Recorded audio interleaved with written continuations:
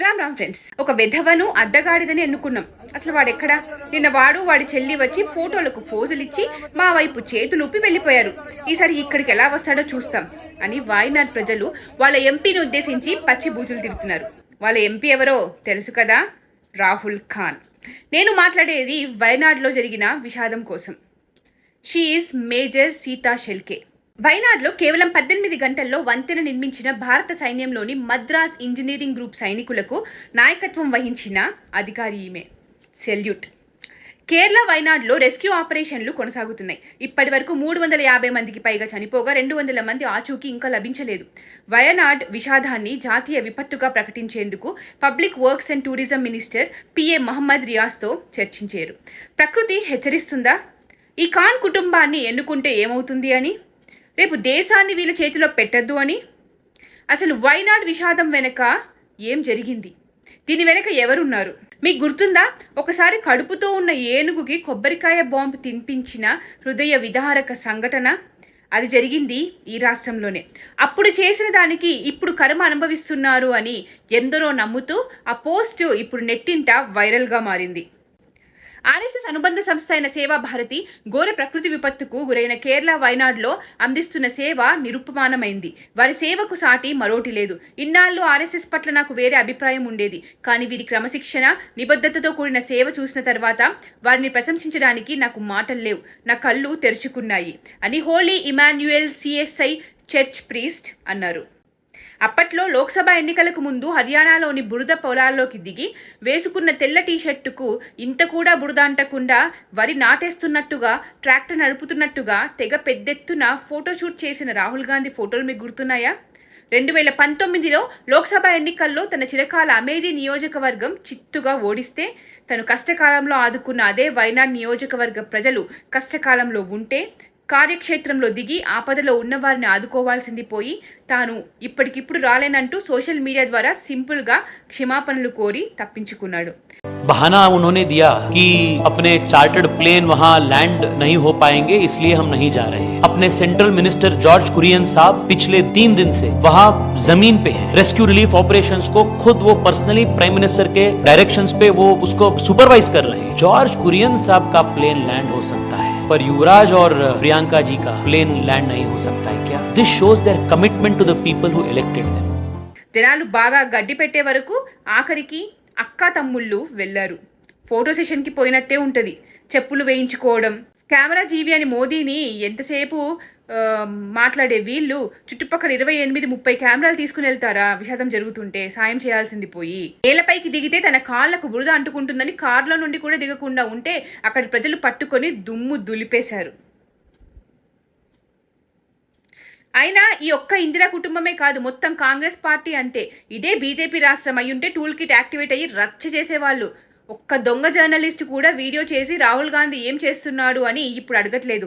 ఆయన camera GV అయిన ఆయన తీసుకున్న ఫోటోల గురించి ఎవరు కామెంట్లు చేయట్లేదు. లెఫ్ట్ వాళ్ళు సేవా హీ పరమోధర్మః అని భావించే ఆర్ఎస్ఎస్ రాష్ట్రీయ స్వయం సేవక్ సంఘ్, దాని అనుబంధ సంస్థ అయిన సేవా భారతి వాలంటీర్లు కొండ చర్యలు విరిగిపడి వందలాది మంది చిక్కుకున్నారన్న న్యూస్ తెలియగానే ఎప్పటిలానే స్వయం సేవకులు వయనాడ్కు చేరుకున్నారు. రాష్ట్ర, జిల్లా, స్థానిక వాలంటీర్లంతా కలిసి రెస్క్యూ ఆపరేషన్ నిర్వహిస్తున్న అధికారులతో సమన్వయం చేసుకుని అవసరమైన సహాయ సహకారాలు అందజేస్తున్నారు. ఇప్పటికే శిథిలాల కింద చిక్కుకున్న పలువురి ప్రాణాలను రక్షించారు. వెంటనే సమీపంలోని ఆసుపత్రులకు తరలించి చికిత్స అందిస్తున్నారు. విశ్వ హిందూ పరిషత్కు చెందిన పజాస్సీ బాల్ మందిర్ నుంచి వందలాది మందికి కావలసిన ఆహారం, నీటిని అందజేస్తున్నారు. కోఆర్డినేటర్ రిలీఫ్ కోసం మెప్పాడీలో హెల్ప్ డెస్క్ సైతం ఏర్పాటు చేశారు. అలాగే ప్రత్యేకంగా 2 అంబులెన్స్లను కూడా అందుబాటులో ఉంచారు. పగలు, రాత్రి అని తేడా లేకుండా రోజుల తరబడి సేవా కార్యక్రమాల్లో చురుకుగా పాల్గొంటున్నారు. మరోవైపు శిథిలాల్లోనే ప్రాణాలు కోల్పోయిన వారి మృతదేహాలను సైతం వెలికి తీస్తున్నారు. అంతిమ సంస్కారాలు నిర్వహించేందుకు చితాగ్ని అనే పేరుతో ప్రత్యేక దళాన్ని ఏర్పాటు చేశారు. అప్పటికప్పుడు సంప్రదాయ పద్ధతుల్లో అంత్యక్రియలను సైతం నిర్వహిస్తున్నారు. క్షతగాత్రులు మరణించిన వారెవరైనా వారి కుల మతాలను చూడకుండా ఆపదలో ఉన్న వారిని ఆదుకోవడమే లక్ష్యంగా పనిచేస్తున్నారు. ఓవైపు వర్షం పడుతున్నా, వరద పోటెత్తుతున్నా, మరోవైపు కొండచర్యలు విరిగిపడే అవకాశం ఉన్నా వెనకడుగు వేయకుండా శ్రమిస్తున్నారు. ఆర్ఎస్ఎస్ అయినా, దాని అనుబంధ సంస్థలకు చెందిన ప్రతినిధులైనా దేశంలో ప్రకృతి విపత్తులు సంభవించిన సమయంలో వారిని ఆదుకోవడంతో సేవా కార్యక్రమాలు నిర్వహించడంలో ఎప్పుడూ ముందుంటారని మరోసారి నిరూపించారు. ఇలా ఎక్కడ విషాదం జరిగినా, విపత్తు వచ్చినా, పగలనక రాత్రనక ఎప్పటికప్పుడు హుటాహుటిన వెళ్ళి అక్కడ ప్రాణాలకు సైతం తెగించి కాపాడే ఆర్ఎస్ఎస్ స్వయం సేవకులను ఎన్నోసార్లు కాంగ్రెస్ ప్రభుత్వం నాయకులు తూలనాడారు.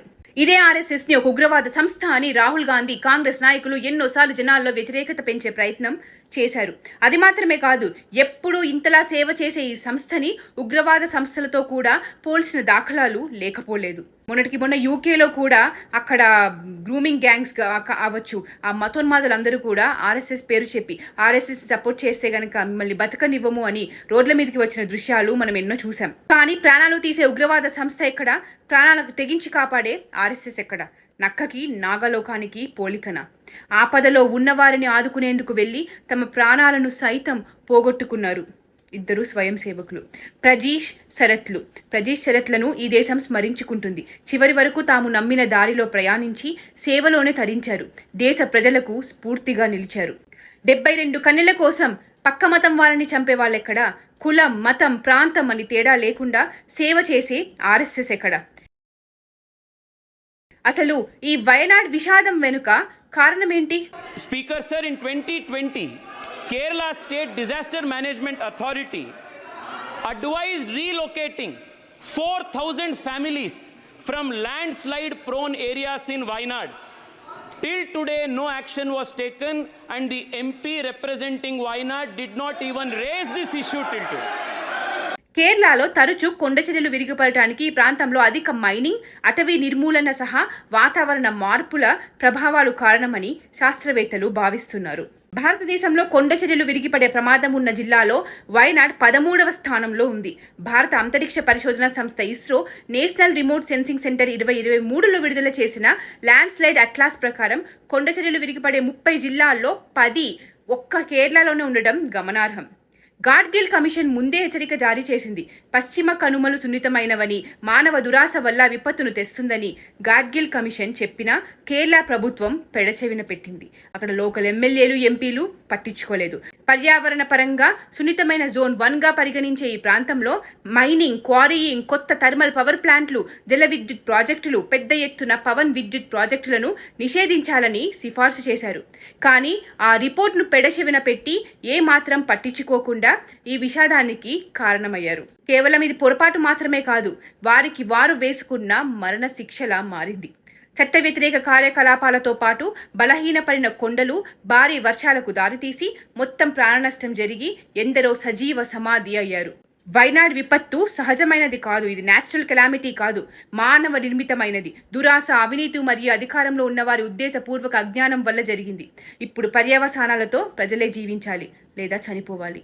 సంబంధిత ఎంపీ కేవలం మాటలతో కాకుండా వాస్తవమైన అమలు చేయదగిన చర్యలతో వ్యవహరించాలి. గాడ్గిల్ కమిషన్ సిఫార్సులను పునరుద్ధరించాలని, మరింత మంది ప్రాణాలు కోల్పోకముందే పశ్చిమ కనుమలను పరిరక్షించాలని అక్కడ లోకల్ ప్రజలు కోరుతున్నారు. ఏదైనా మన అవసరానికి మించి వాడుకుంటే, ప్రకృతిని, నేచర్ని ఎక్స్ప్లాయిట్ చేస్తే అదే కాలమేఘంలా మనల్ని కమ్మేస్తుంది. మనం ఈ భూమికి ఏమీ తిరిగి ఇవ్వకపోయినా పర్లేదు, కానీ ఉన్నది అంతా లాగేసుకొని, దోచేసుకొని మన సొంత లాభాలకు, స్వార్థాలకు వాడేసుకుంటే ముందు తరాలకి ఏమిస్తాం? మనం వాళ్ళకి ఇవ్వాల్సింది డబ్బులు కాదు, స్వచ్ఛమైన నీరు, నేల, గాలి. ఇలాంటి విషాదాలు కాదు మనం ఇచ్చే గిఫ్ట్. ఇకనైనా ఆలోచించండి, ముందు తరాల కోసం ఆలోచించండి. జై భారత్,